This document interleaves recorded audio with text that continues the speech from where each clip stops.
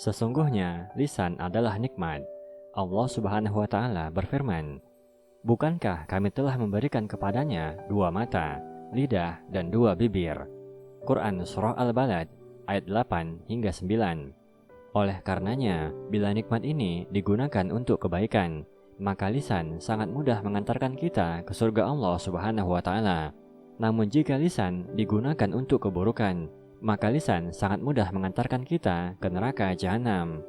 Rasulullah ketika ditanya tentang dosa apa yang paling banyak memasukkan seseorang ke neraka, maka beliau bersabda, dosa lidah dan dosa kemaluan. Hati-hatilah bahwa ucapan kita, tulisan kita, postingan kita, bahkan komentar kita di media sosial akan dihisab di hari kiamat. Inilah di antara dosa-dosa yang disebabkan karena tidak menjaga lisan. 1. Mencela. Mencela termasuk keburukan karena tidak menjaga lisan. Mencela manusia, mencela hujan, angin, binatang, bahkan penyakit adalah perbuatan dosa besar. Ketika turun hujan dan manusia merasa aktivitasnya terganggu, kemudian ia mencela dan mencaci hujan, semisal hujan sialan, maka ia telah menggunakan lisannya untuk keburukan dan ia mendapatkan dosa. Mencela waktu juga termasuk menggunakan lisan dalam hal keburukan. Misalnya, malas banget kerja di hari Senin, hari yang sial dan merepotkan. Ini adalah ucapan yang buruk dan ia mendapatkan dosa. Dalam sebuah hadis qudsi, Rasulullah SAW bersabda, Allah Ta'ala berfirman, "Manusia menyakiti aku, dia mencela waktu, padahal aku adalah pemilik dan pengatur waktu. Akulah yang mengatur malam dan siang menjadi silih berganti." Hadis riwayat Muslim. Demikian pula, janganlah mencela penyakit, misalnya penyakit demam, maka janganlah berkeluh kesah atau mencelanya.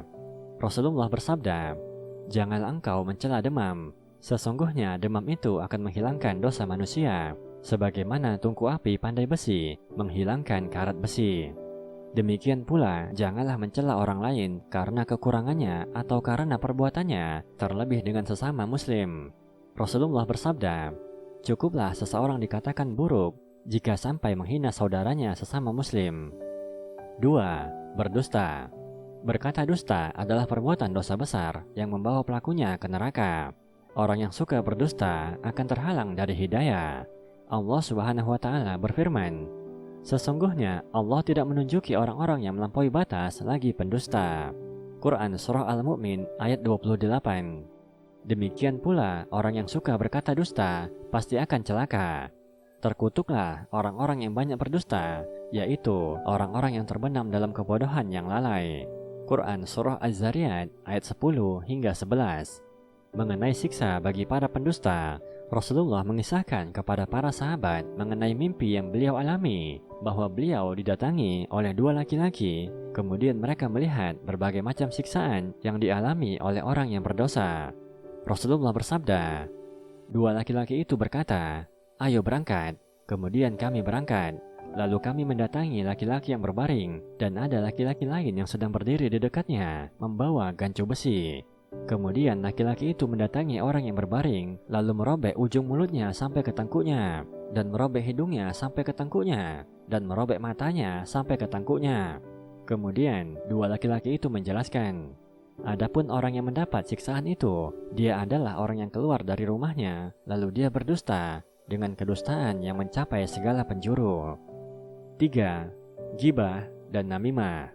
Ghibah atau gosipin orang lain adalah dosa lisan yang sering disepelekan.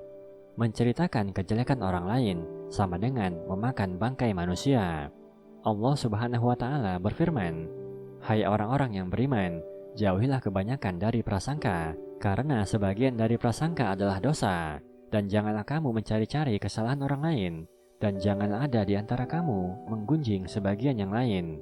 Apakah ada di antara kamu yang suka memakan daging saudaranya yang sudah mati? Tentulah kamu merasa jijik. Dan bertakwalah kepada Allah. Sesungguhnya Allah Maha Penerima Taubat lagi Maha Penyayang." Quran Surah Al-Hujurat ayat 12. Demikian juga ancaman yang disampaikan oleh Nabi SAW kepada pelaku namimah bahwa mereka tidak akan masuk surga. Rasulullah bersabda, "Tidak akan masuk surga orang yang melakukan namimah." Hadis riwayat Muslim. Bermuka dua bisa jadi salah satu bentuk namimah. Orang yang bermuka dua termasuk golongan orang-orang yang paling buruk di sisi Allah Subhanahu wa Ta'ala. Rasulullah bersabda, manusia yang paling buruk adalah yang bermuka dua, yang mendatangi suatu kaum dengan muka tertentu dan mendatangi yang lainnya dengan muka yang lain. 4. Berkata kotor. Orang yang lisannya kotor dan kasar dibenci Allah Subhanahu wa Ta'ala. Rasulullah bersabda, sesungguhnya tidak ada sesuatu apapun yang paling berat di timbangan kebaikan seorang mukmin pada hari kiamat seperti akhlak yang mulia, dan sungguh Allah benci dengan orang yang lisannya kotor dan kasar. Itulah mengapa sangat penting untuk menjaga lisan.